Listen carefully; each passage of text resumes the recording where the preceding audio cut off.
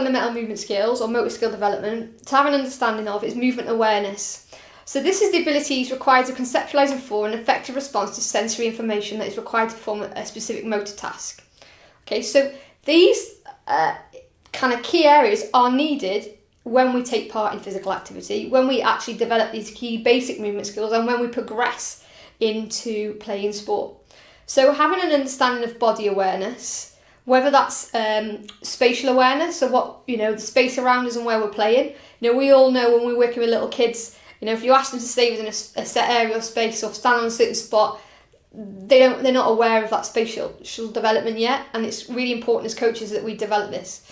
Rhythmic awareness, so having an understanding of rhythm and moving in time.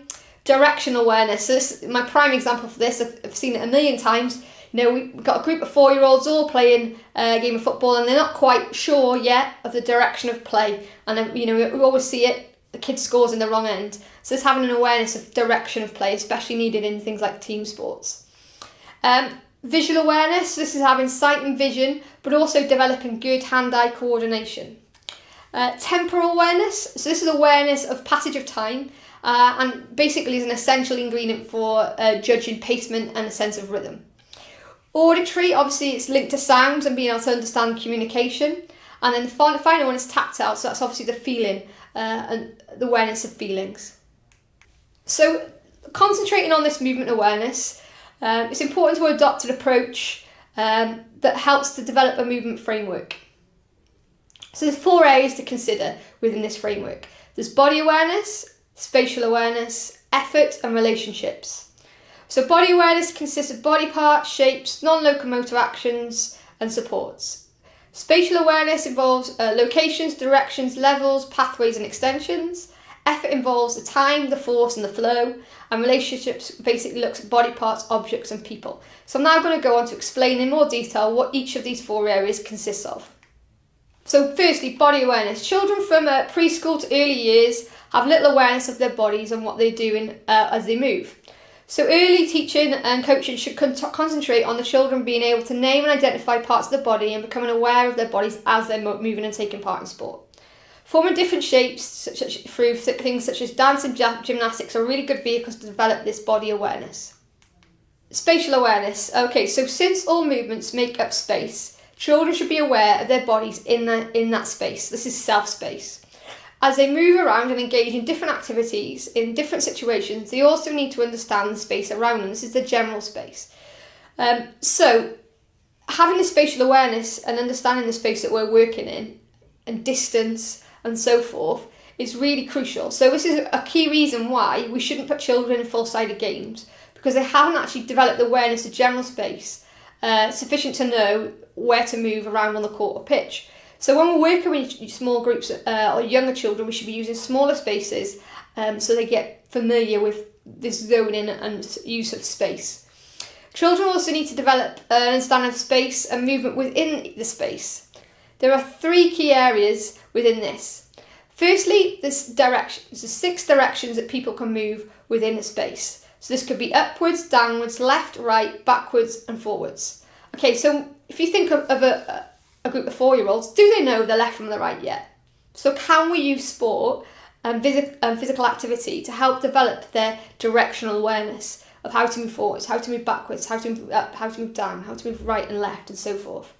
This can also be at 3 different levels.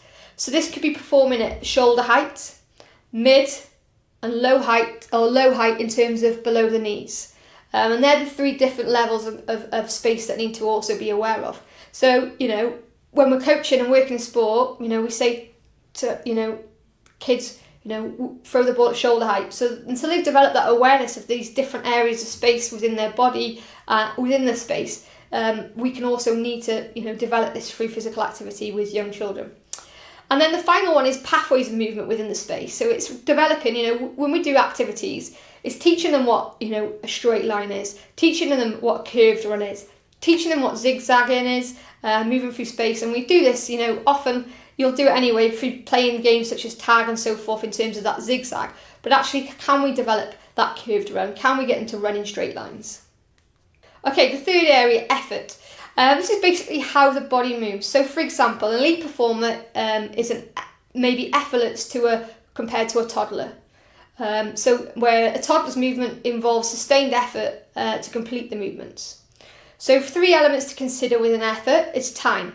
So the time, so for example, a sprinter and a elite performer demonstrates quickness, explosive and ballistic movements compared to a 5-year-old who's maybe walking across a beam, which is slow and involves sustained effort to do that movement. Then you've got force, can be a strong force or light force. And we often get kids to develop the understanding of force by activities where we ask them to, I don't know, stomp round like they're a giant. Okay, now run round like you're a fairy, so light on your toes. So it's little activities like that within, movement skills that we can get them to develop the understanding of force in terms of strong and light. The final area is flow, and this, which is basically fluidity of smooth movements compared to jerky and restrictive movements. And obviously, as an efficient performer, we want fluidity and smooth movements compared to the jerky and restrictive movements of a toddler. Again, in physical activity, we can get them to understand what a fluid and smooth movement compared to a jerky one is by little activities where we discuss, or use links to a story or use their imagination. So imagine that you're a robot and you're doing jerky movements. Okay, now you're, whatever it is, it's going to develop that fluid and smooth movement. 4, the final area is relationships. This is with whom or with what the body moves. So in younger children, it's mainly focused on themselves and their body parts. So they're getting to understanding their own body awareness and their own movement within the space. Whereas older children should start to focus on body parts in terms of positions of limbs when performing a movement.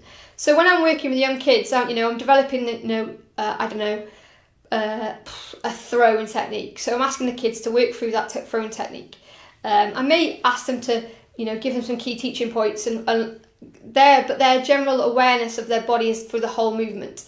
Whereas older children should be able to pull out key body parts within that movement. So for example, a tennis serve. When we're breaking this tennis serve down, we should be able to talk to that child about different body parts and limb movements within that skill. Relationships also links to relationships with objects, so the relationship to the ball, line markings, pitch, mats and so forth. And then the final one is relationship to others, so positioning, and then also mirroring and matching movements or leading and following. And we can develop this positioning and relationship to others through lots of fun activities and games. Okay, focusing on Gallagher's model, movement awareness is progressive and develops as the child experiences sport and physical activity and develops skills. So, movement awareness develops as we engage and get kids involved. Gallagher developed a model that demonstrates this development, established a hierarchy that mirrors progression in children's movement skills from preschool to early adolescence, and then 5 stages. The first stage being exploration, so this is pre-control stage where children try to understand the pattern or skill and perform a general framework of it. 2 is discovery. This is an early stage involved learning through indirect means such as watching others rather than using formal instructions. Combination, so this involves experimentation with isolated movement in various ways. So selection, this involves moving out the whole or several skills related to tasks through lead-up games and informal challenges. Refinement, this is selective movement which are refined and often performed formally in competition, as skills are also referred to as automatic at this stage. This model very much aligns itself to the LCAD model and the motor development model, which is going to be discussed throughout this session.